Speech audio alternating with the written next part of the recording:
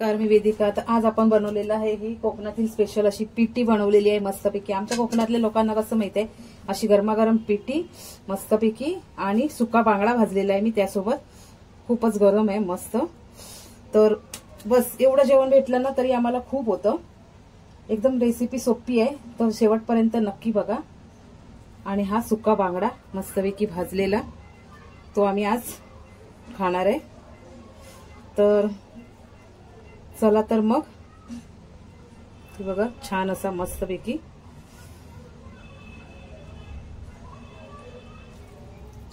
गरमागरम आहे खूप पिठी आणि भात खायचा। इथे मी कुळथाची पिठी दळून आणलेली आहे ही। तर आपण कुळथाची पिठी बनवूया आता। ही बघा छान अशी मस्त झालेली आहे। याची रेसिपी पण मी चॅनलवर दिलेली आहे, तर ती तुम्ही पाहू शकता। आता मी दोघांसाठी करते, तर हा एक थोडंसं पाणी घेतलेलं आहे इथे एका वाटीमध्ये। 2 माणसांसाठी आम्ही करतोय, तर हे 1 चमचा एवढं कुळीत पीठ घातलंय मी। आणि चांगलं आपल्याला हाताने ते ढवळून घ्यायचंय। हातानेच ढवळायचंय, कारण त्याच्या सगळ्या गुठळ्या असतील ना ते सगळे मोडायला पाहिजे। त्यानंतर इथे आपल्याला कांदा लागणार आहे। एक कांदा छोटा बारीक चिरून घेतलेला आहे। त्याच्यानंतर 2 ते 3 हिरव्या मिरच्या। मसाल्याची पण करतात, मसाल्याची मी दाखवीन एकदा परत कधीतरी। त्याच्यानंतर 2 लसूण पाकळ्या घेतल्या आहेत आणि थोडंसं खोबरं आणि कोकम घेतलेलं आहे एक मी। आता हे कुळथाचं पीठ आहे ना, चांगलं हात मी स्वच्छ धुवून घेतलेले आहेत। त्यामध्ये टाकायचं मीठ आपल्याला,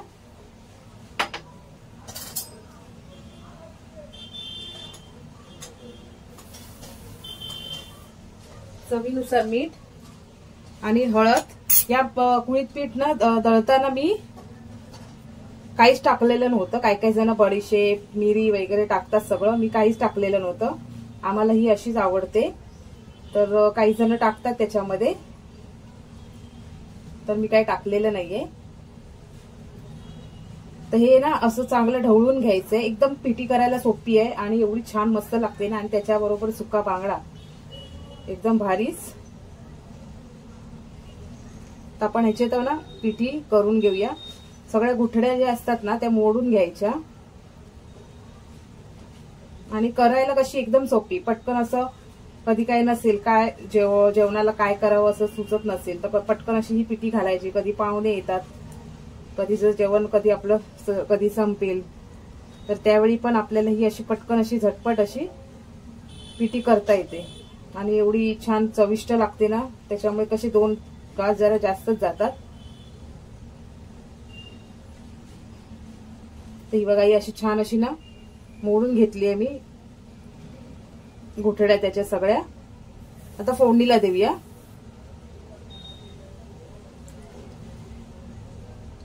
आता हे ना कसं पाणी आणि कुळीत पीठ याचं प्रमाण आहे ना, आपण बघायचं आपल्याला जास्त पातळ हवी आहे का जाड हवी आहे त्याच्यावरती। पण ही कुळीत पीठ ही जास्त पातळ पण नसते जाड पण नसते, जशी अशी शिजते ना तशी तशी ती नंतर जाड होत जाते। आता मी ना फोडणीला नंतर हळद घालणार आहे, आता नाही घालत आहे।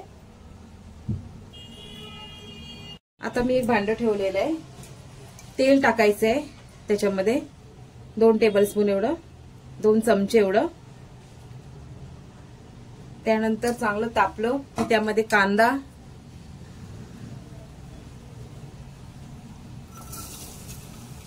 सगळं सोबतच टाकायचंय। कांदा, मिरची आणि लसूण। काही जण लसूण टाकतात, काही जण नाही टाकत। थोडीशी टाकायची आहे लसूण, चव एक छान येते। चांगलं परतवून घ्यायचंय लाल एकदम। फोडणी त्याची चांगली बसली ना की एकदम मस्त होते पिठी ही। ती चांगली लाल होईपर्यंत ना परतवून घ्यायचंय कांदा, मिरची आणि लसूण। छान अशी मस्त अशी थोडीशी ना लाल करायची आहे, तर छान मस्त पिठी होते। करपवायची नाही। थोडीशी हळद घातली मी, अर्धा चमचा एवढं, आणि पटकन आपल्याला पिठी टाकायची आहे त्याच्यामध्ये ही जशी। आणि आता एकदम मंद गॅस करायची आहे, मंद गॅसवर थोडंसं आता पाणी टाकायचंय, कारण ती जशी जशी शिजेल तशी ती घट्ट होते। आता अजून मी थोडंसं पाणी टाकणार आहे त्यामध्ये आणि एकदम मंद गॅसवरती ना आपल्याला छान अशी शिजवून घ्यायची आहे. जवळजवळ 10 मिनिटं तरी ती मंद गॅसवरती शिजवायची आहे.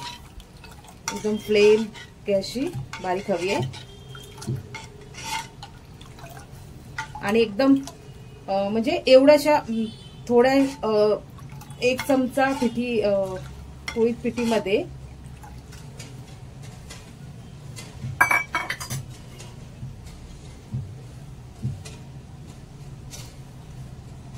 तर ही पिठी ना मी 10 मिनिटं अशी मंद गॅस ठेवली आहे. ही बघा एकदम. तर त्या मंद गॅसवरती मी शिजवून घेते 10 मिनिटासाठी. जसं त्याला खतखता येईल बुडबुडे येतील ना तेव्हा मग आपण एक कोकम टाकणार आहोत. आणि कसं पोळीत पीठ हे शिजताना कसा एक छान असा सुगंध येतो म्हणजे समजायचं की आपली पिठी तयार झालेली आहे. तर 10 मिनिटं मी मंद गॅसवरती ठेवून देते आणि सतत ढवळत राहायचंय नाही तर गुठळ्या होणार आहे त्याच्या आतमध्ये. तर ढवळत राहायचंय. असंच नाही की मंद गॅसवरती ठेवलं आणि आपण सोडून दिलं. तर जर दुसरीकडे जर गॅसवर काम करत किंवा कुठे काम करत अधीमध्ये असं आपल्याला ढवळत राहायला पाहिजे. नाहीतर कसं एक थर असा जमा होतो आणि गुठळ्या पण जमा होतात. गुठळ्या बघा 10 मिनिटं झालेली आहेत मंद गॅसवरती. मी त्याला छान अशी ढवळते. अशी बघा जाड झाली आता ही बघा. आता यामध्ये टाकायचंय खोबरं आणि एक कोकम टाकायचंय आणि फक्त 2 मिनिटासाठी एक कोकम आहे हे कोकम टाकायचं. कोकमाशिवाय चव नाही पिठीला. आणि थोडंसं खोबरं तुम्हाला टाकायचं तर टाका नाही टाकलं तरी चालेल पण एक छान चव येते म्हणून टाकायचं. आम्ही टाकतो. आणि ही अशी मस्तपैकी गरमागरम पिठी 2 मिनिटासाठी ही आता शिजवून घ्यायची आणि मस्तपैकी भात गरमागरम आणि ही पिठी सुक्का बांगडा छान मस्त झालेली आहे. आणि छान असं नाही सुगंध येतो या पिठीचा मस्तच.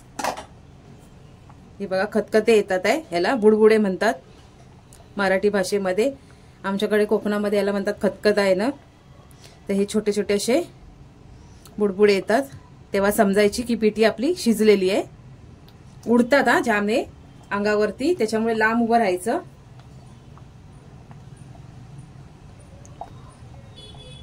जशी जशी पिठी शिजते तसे हे असे खतखते येतात म्हणून ते ढवळत राहायचं लांब उभं राहून. आता